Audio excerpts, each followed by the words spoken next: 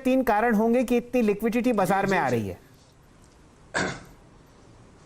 बिल्कुल शैली, देखिए जो एक असमंजस का जिसका खुलासा हुआ और बहुत साफ ये दर्शाया गया कि अगर पेपर होता है यानी बॉन्ड की जो बाइंग फेड कर रही है उसको रोकने की या उसके थमने की आशंका जो है वो एंड ऑफ द ईयर के बाद ही होगी, उससे पहले इतनी उम्मीद अब बन नहीं रही है। और दूसरा उन्होंने ये भी कहा कि हम डेटा को देख के करेंगे, तो नेचुरली, और आपने सुबह से डिस्कशन ये किया ही है कि जो टेपर को लेके या बॉन्ड बाइंग को लेके जो चिंताएं थी वो सब घट गई हैं। रिस्क ऑन वापस आया कि लोगों को ये लगने लगा कि कोविड के चलते हुए जहां जहां महामारी की वजह से दबाव है, तो मुझे लगता है जो BFSI वर्टिकल है, जो बैंकिंग और फाइनेंशियल सर्विसेज का हमारे यहाँ जो वर्टिकल है, उसमें पार्टिसिपेशन उसने सारी रैली में नहीं किया। बैंक निफ्टी को देख लीजिए या आप निफ्टी फाइनेंस को देख लीजिए, उस लिहाज से अगर देखें तो अच्छे अच्छे बिजनेसेस अवेलेबल हैं जो क्रेडिट साइड पे, और कई जगह जहां पे दबाव है वो उनको छोड़ दें अगर, तो ब्रॉडली अगर इकोनॉमी नॉर्मलाइज होती हुई दिख रही है और इसके इंडिकेटर्स बहुत आपको साफ जाहिर हो रहे हैं। GST का आंकड़ा आएगा वो भी यही दर्शाएगा, आपको जो नए रियल एस्टेट में जो रजिस्ट्रेशन हो रहे हैं वो भी यही दर्शाता हुआ दिख रहा है। सो ऑल पुट टुगेदर मुझे लगता है BFSI is the space to be in. अगले 6 महीने के लिए अगर कोई लेना चाहे एक व्यू, तो यहां से अच्छी खासी कुछ कंपनीज में आपको 35-40% की अपसाइड भी मिल सकती है, ये मैं मानता हूं, क्योंकि पार्टिसिपेशन बाकी है। और जो नॉर्मलाइजेशन की वजह से इकोनॉमी में सबसे पहला असर आपको दिखेगा, चाहे वो मैन्युफैक्चरिंग से आए चाहे सर्विसेज से आए, वो आपको बैंकिंग की साइड दिखेगा। तो I am very positive on that. और काफी समय बाद ऐसा एक कन्विक्शन सा आ रहा है कि अगर कहीं लगाना है पैसा गिरावट में या आज भी इस माहौल में, तो it will be banking and financial services. चलिए किसी नाम पर अब बताइए किस तरीके से आपसे पूछे। चलिए ये सबसे टफ पार्ट रहता है कि अब ऑफकोर्स अपना रिस्क रिवॉर्ड देख के ढूंढना पड़ेगा, लेकिन मैं जैसे कुछ NBFCs हैं, जैसे चोला फाइनेंस हो गया, हमने देखा कमर्शियल व्हीकल का डेटा बहुत पॉजिटिव आ रहा है और इनकी जो बुक की क्वालिटी और जो कॉस्ट ऑफ फंड्स है उसको देखते हुए मुझे लगता है यहाँ पे एक बहुत बढ़िया री रेटिंग जो है ये इसका एक दौर शुरू होगा।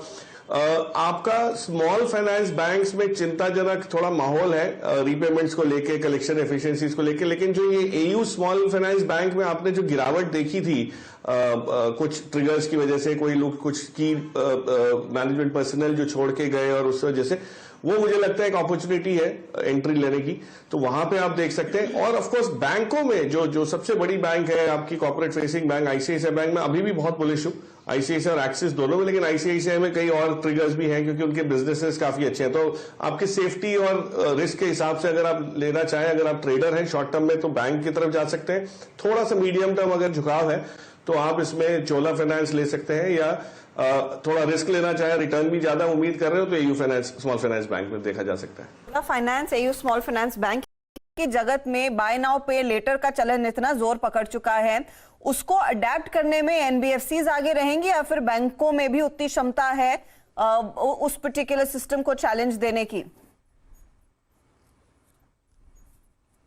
काफी बड़ा डिबेट चल रहा है, बट जो NBFCs के पास जो लास्ट माइल रीच है वो बैंकों को थोड़ी सी वहां पे एक ड्रॉबैक सा या एक गैप सा मिलता है। लेकिन जो लाइंस ऑफ क्रेडिट है या कॉस्ट ऑफ फंड्स अगर आप देखें तो उसमें पलड़ा बैंकों का भारी है, क्योंकि NBFC चाहे जो भी कर ले, जैसी भी रेटिंग हो, कॉस्ट ऑफ फंड्स तो वैसी आ नहीं सकती। तो होगा ये शरह कि बैंकों से पैसा लिया जाएगा और लेंडिंग का जो मैकेनिज्म है वो आपको NBFC करेंगी। तो जैसे एक आप दावत में जाते हैं तो खाना कोई और बनाता है लेकिन पिरसने वाला कोई और होता है, तो यहाँ पे NBFC लास्ट माइल में पिरसने के लिए रेडी है। उन्होंने अपने एप्स और नेटवर्क और टेक्नोलॉजी को इनेबल करके जो क्षमताएं बनाई है उसका उपयोग भी होगा, लेकिन कॉस्ट ऑफ फंड्स, बोरोइंग जो है या होलसेल फंड रेजिंग जो है वो बैंकों के लिए अभी भी बैलेंस शीट के बलबूते मजबूत रहेगी, तो उनका भी वो रहेगा। सो दोनों के लिए है, बट ये देखना है कि आपके पास कॉम्बिनेशन कौन सा काम करता है, और उस लिहाज से मैंने कहा स्मॉल फाइनेंस बैंक इसी वजह से दोनों पल्ले में रहती है, इसलिए एक झुकाव उसका रह सकता है। और अगर कॉर्पोरेट्स में देखेंगे तो प्योर अगर प्ले चाहिए तो आप ICICI बैंक की तरफ जा सकते हैं, वहां पे कोई रिटेल लेंडिंग का प्ले मैं नहीं देख रहा, बट कॉर्पोरेट फाइनेंस का देख रहा हूं। जी हाँ, बहुत बढ़िया। कहां जाता दिखता है आपको फंडामेंटली निफ्टी? बैंक निफ्टी पर भी अब देखिए घोड़े खुलते हुए दिख रहे हैं। इन दोनों में से एक काउंटर आप बताइए जो आपको पसंद आता हो, और एक फंडामेंटल पिक आपको शेयर करनी है। बाजार में सेंटिमेंट कैसा है? Good morning. देखिए, जो कल का जो एफआईज का आंकड़ा था, इतना प्रेम भाव जो दिखा, वो ऑफ कोर्स उसके पीछे एमएससीआई की रीबैलेंसिंग का भी हाथ था। लेकिन जो सोमवार को जो बाइंग थी, वो मेरे ख्याल से एक प्रीकर्सर था कि मतलब एक अंदेशा था कि ये चीज होनी है। और जब से ही आपने देखा है डॉलर इंडेक्स का जो चाल है, वो थोड़ी सी इमर्जिंग मार्केट्स के लिए झुकाव उसका जो बढ़ता जा रहा है, उसमें वो आ रहा है। तो हमारे यहाँ पे आप देखिए क्या हो रहा है, जीवीए जीडीपी बेसिस पे आप जो भी देखें, बेस इफेक्ट बोले जो भी बोले, लेकिन एक बहुत बड़ा इंप्रूवमेंट आपको हासिल हुआ। सेकेंडली, जो वैक्सीनेशन की जो ड्राइव है, उसको अब ग्लोबली लोग वो निहारेंगे और उसको उसके नोटिस करेंगे उसको, और उससे जो चलती हुई इंप्रूवमेंट की जो अपेक्षा बनेगी, वो मेरे ख्याल से उसकी वजह से ही आपको फ्लोज आते हुए वापस दिखेंगे। क्योंकि सारे इसमें सेलिंग में एफआईज की सारे डीआईज ने और रिटेल इन्वेस्टर्स ने अब्सॉर्ब कर लिया है, तो कोई डैमेज नहीं हुई है। तो अब हो ये रहा है कि लोगों को जो चीज लेनी है वो थोड़ी सी महंगी लगने लगेगी, चाहे वो एफआई हो या रिटेल निवेशक हो। महंगी तो सभी को लगती है, लेकिन सिलेक्टिव बेसिस पे जो सेक्टर्स नहीं चले या जो क्षेत्र में थोड़ी सी अभी भी जिसको कहते हैं सॉफ्टनेस है, और वो जो एग्जुबरेंस नहीं है या वो अपनी ऊंचाइयों पे नहीं पहुंचे, वहां पे आपको दिखेगा। और उस लिहाज से बैंक निफ्टी, मैंने सोमवार को भी दोपहर को जब हमने बात की थी तो कहा था फाइनेंशियल्स पे फोकस कीजिए, रिकवरी का सारा दारोमदार उनके सिर पे रहेगा। और उसमें भी खास करके आपने देखा चोला, श्रीराम, इस टाइप की जो एनबीएफसीज है, और ऑफकोर्स आगे चल के ये बढ़ावा इसको मिलते ही रहेगा। बट मुझे अभी भी लग रहा है कि फाइनेंशियल से अच्छा कोई स्पॉट आपके लिए है नहीं। और बैंक निफ्टी में बहुत बढ़िया चाल है, जिस हिसाब से आईसीआईसीआई, एचडीएफसी, कोटक ने भी पार्टिसिपेट करना शुरू किया है। ये हैवी वेट्स की वजह से आपको बैंक निफ्टी भी नए स्तरों पे, नए ऊंचाइयों पे बहुत जल्द दिखेगा। और अगर एक कोई काउंटर पे मुझे फोकस करना हो या एक पॉकेट पे, तो मैं हाउसिंग फाइनेंस पे करूंगा। क्योंकि जो रियल एस्टेट के आंकड़े आ रहे हैं, जो रजिस्ट्रेशंस के आ रहे हैं, चाहे वो मुंबई के हो, गुड़गांव के हो, शैलजी, सब जगह ये दिख रहा है कि as an asset class real estate में वापस इंटरेस्ट बहुत बड़ी तरीके से आएगा। पिछले 4 साल में हमने लिक्विडिटी क्रिएट होते हुए देखी, लोग अपना माल बेच के निकाल के उसको और जगह निवेश कर रहे थे। अब हो सकता है काफी हद तक रिवर्स भी हो, स्टॉक मार्केट के भी प्रॉफिट जो है वो काफी हद तक रियल एस्टेट में जाने की बहुत संभावना रहेगी। पर जो हाउसिंग फाइनेंस कंपनीज का जो दौर है, जो ग्रोथ का, वो बहुत ही बढ़िया है, बहुत ही बढ़िया। मतलब चाहे आप उसमें एचडीएफसी लिमिटेड से शुरुआत करना चाहे आप उसमें कैनफिन होम्स लेके करें, या आप कोई नीचे के जो नए लिस्टिंग में से कई नाम आए हैं, एप्टस जैसे, वहां पे ध्यान दें। वो आप अपने रिस्क रिवॉर्ड और टाइम होराइजन के हिसाब से करें। बट मुझे लगता है housing finance as a sector, एक क्षेत्र ऐसा है जो बहुत ही बढ़िया आपको अगले 1-1.5 साल में परफॉर्म करता हुआ दिखेगा। मेरी ऑफकोर्स पसंदगी इसमें हमेशा कैनफिन होम्स रही है, और एज ए डिस्क्लोजर बहुत समय से मेरे पास भी इसमें एक्सपोजर है। एफएनओ में आने से थोड़ी सी इसमें मोमेंटम या वॉलिटिलिटी ज्यादा रहेगी, बट फंडामेंटली अभी भी मुझे लगता है बहुत जान है। और कल का सेल ऐसा नहीं होगा क्या? आशीष, देखिए, गोल्डमैन सैक्स का जो व्यू है वो मेरे ख्याल से सिर्फ इस ऑर्डर को मद्देनजर रखते हुए नहीं है, वो थोड़ा सा लंबे समय के लिए ले रहे। और ये इशू बीएचईएल में पहले काफी समय पहले भी आता रहा है। देखिए, होता क्या है कि चाइनीज इंपोर्ट्स की वजह से बीएचईएल की मार्केट श्रिंक हो गई थी। अब जब एक्चुअली पावर प्रोडक्शन में वापस थोड़ी सी कैपेसिटीज बनना शुरू हुई है, और खास करके जो रिन्यूएबल साइड पे, उसमें बीएचईएल ने बहुत दिल से या पूरी तरह से पार्टिसिपेट कर नहीं पाए वो लोग। सो उनका जो मार्केट शेयर है वो थोड़ा सा शिफ्ट हुआ है, वो एबीबी, सीमेंस और इस टाइप की कंपनीज में ज्यादा शिफ्ट हुआ है।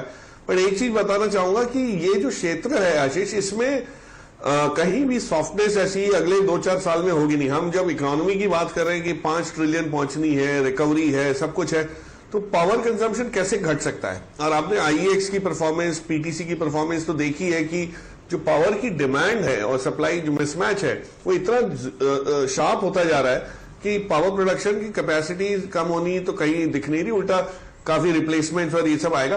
बट मैं गोल्डमैन सैक्स की रिपोर्ट से सहमत तो बिल्कुल नहीं हूं कि इतनी गिरावट इसमें आ सकती है। हाँ, पर इसको बढ़ने में थोड़ा सा समय जरूर लग सकता है, और इससे थोड़े से अच्छे विकल्प हमारे पास रहते हैं, तो उनकी तरफ झुकाव हमारा ज्यादा रहता है। लेकिन बीएचईएल को की पिटाई इतनी होने की जरूरत दिख नहीं रही है, तो इससे घबराए ना, क्योंकि रिपोर्ट्स तो आती रहती है, हमको हमारा हिसाब से अगर व्यू और वो लेना है, इंटरप्रिटेशन और उसका आंकलन करना है, उस हिसाब से करिए अगर आपके पोर्टफोलियो में है। But otherwise I don't see any reason to for BHL to be so bad. टिप्पणी आप ऐड करना चाहेंगे HAL पर? आपने तो वो जो वर्टिकल चार्ली वाली जो मूव है उसको इतना बढ़िया उसका विवरण किया कि ऑलमोस्ट आंखों के आगे वही याद आ रहा था जो हर बार हम देखते हैं और एक गर्व महसूस करते हैं। इस कंपनी की जो खासियत ये रहेगी शैली की, आज हम लोग एक तो आत्मनिर्भरता की बात कर रहे हैं, दूसरी चीज ये होगी कि जो जियोपॉलिटिकल सिचुएशन जिस हिसाब से हो रही है उसमें कई छोटे देश ऐसे हैं जिनकी डिपेंडेंस जो यूएस पे या रशिया पे जो रहती थी उसके बजाय वो कहीं ना कहीं डाइवर्सिफिकेशन के तौर पे या एक सेकंड उसके फॉल बैक की वजह से इंडियन कंपोनेंट्स और इंडियन एयरक्राफ्ट पे डिपेंड आगे चल के करेंगे और उससे पहले शायद ये क्षमता नेवी में आपको झलकती हुई दिखेगी। तो आपने जो HAL को छेड़ा है, लेकिन एक और जहां मुझे लगता है चिंगारी लगने की अभी बहुत तैयारी है वो आपके शिप बिल्डिंग वाली साइड है, जहां खास करके फ्रिगेट और फाइटर शिप्स जो होते हैं, जो गनर्स होते हैं, जो इसमें मरीन गनर्स, उसमें जिस टाइप की प्रगति हो सकती है वो बहुत बढ़िया है। तो वहां पे हम लोग काफी आगे भी हैं और इलेक्ट्रॉनिक्स और डिफेंस के वॉरफेयर के इक्विपमेंट का वो बहुत बढ़िया एक मिश्रण है।